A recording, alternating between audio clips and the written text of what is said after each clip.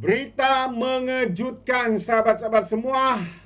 Perkara ini mungkin ada yang mengejutkan, ada yang terkejut, mungkin juga ada yang sudah pun membuat andaian. Ini yang bakal dilakukan oleh parti MIC, komponen parti yang ada di dalam Barisan Nasional. Jadi apakah itu? Yaitu MIC luluskan usul untuk bekerjasama dengan Perikatan Nasional Pembangkang. Wow, nampaknya ugutan terus-menerus dilakukan demi kerana alasannya tidak mendapat jawatan, tidak mendapat kuasa dan sebagainya, sahabat-sahabat semua. Jadi ini sesuatu yang amat-amat memalukan. Demi kuasa sanggup lakukan apa sahaja. Lepas tu jual, ya mereka lakukan semua ini kononnya demi untuk masyarakat India. Tapi masyarakat India sekarang ini kita tahu mereka lebih bijak menilai yang mana hanya pentingkan kuasa, yang mana hanya pentingkan jawatan dan kedudukan semata-mata. Jadi saya ingin membacakan kenyataan media ini apabila MIC Kedah lulus usul untuk bekerjasama dengan Perikatan Nasional.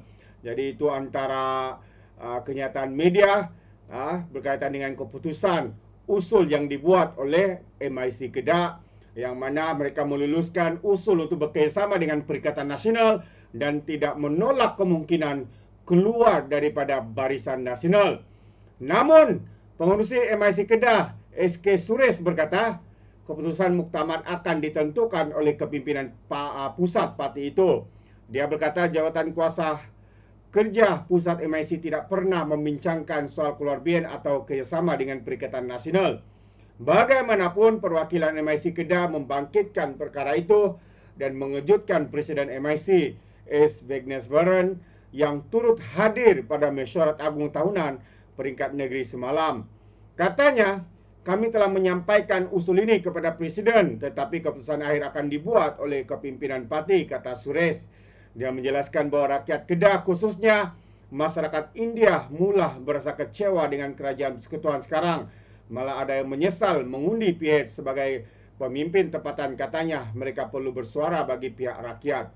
Yang kita tahu, Kedah itu banyak dimenangi oleh pemimpin-pemimpin daripada Perikatan Nasional. Kurang, yang ada pun wakil daripada masyarakat Cina, ya. Jadi kalau mereka mengatakan kononnya masyarakat India kecewa dan menyesal mengundi PH, itu adalah satu kenyataan sembrono. Mereka bertanding, mereka kalah. Maksudnya apa, sahabat semua? MIC bertanding di Kedah, tapi mereka kalah di Kedah. Maksudnya masyarakat India menolak parti MIC ini. Ya, MIC. Ya. Menolak parti MIC ini, bukannya menolak Pakatan Harapan, tapi menolak parti MIC itu sendiri. Satu yang amat memalukan. Kenyataan ini seakan-akan diputar belitkan dan sebagainya. Itu pandangan saya. Kami tidak perlu memaklumkan UMNO tentang perkara ini, katanya. Kerana ketika UMNO bekerjasama dengan PAS dahulu, mereka pun tidak memberitahu kami. Sekarang kami mau bekerjasama dengan PN, ini keputusan kami sendiri, tegasnya. Suresh berkata MIC tidak boleh terus berdiam terhadap dakwaan pengabaian hak masyarakat India, termasuk isu pendidikan, kuil Hindu dan pelbagai perkara lain sejak penubuhan kerajaan perpaduan. Dia juga menegaskan bahawa jika tindakan mempertahankan hak masyarakat India bermakna MIC perlu keluar BN, mereka sedia melakukannya. Namun keputusan itu tetap perlu datang daripada kepimpinan pusat. Wow. Adanya keputusan itu demi masyarakat India, tetapi mereka sendiri ditolak oleh masyarakat India. Aduh, agak lucu juga kenyataan dia, ya. Jadi menurut laporan itu, Suresh berkata dia tidak bimbang berdepan tindakan disiplin parti kerana hanya menyuarakan sentimen masyarakat India.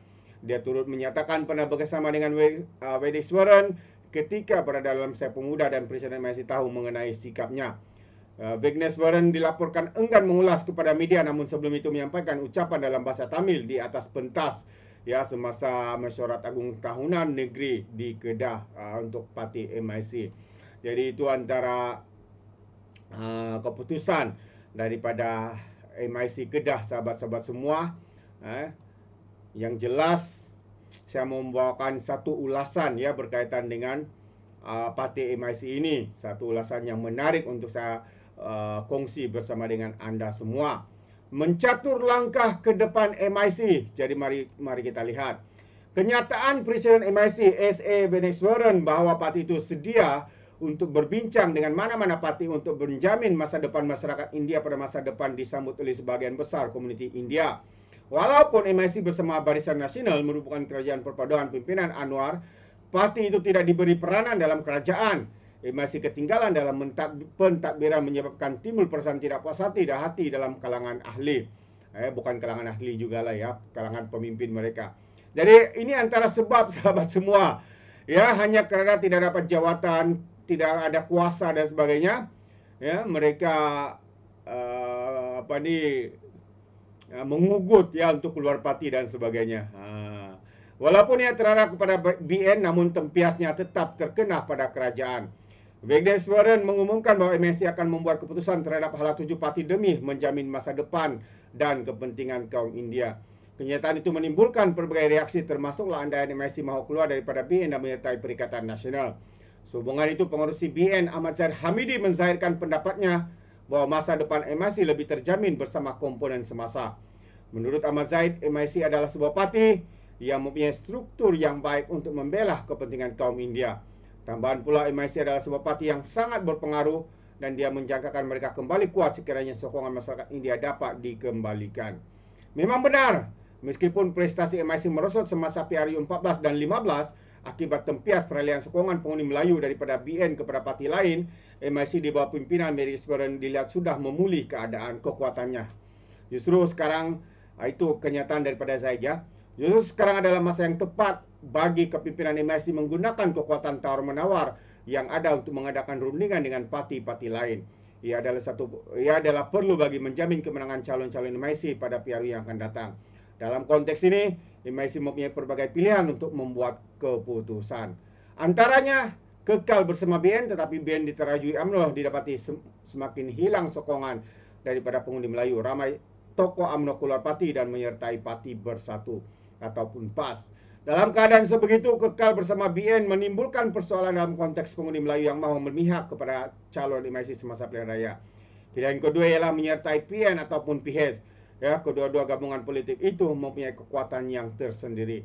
Keputusan PRU 15 menunjukkan PN memiliki sokongan sebagian besar pengundi Melayu melalui raungan PAS dan Bersatu. Sokongan itu dilihat ada di seluruh negara tanpa mengira kawasan pilihan raya.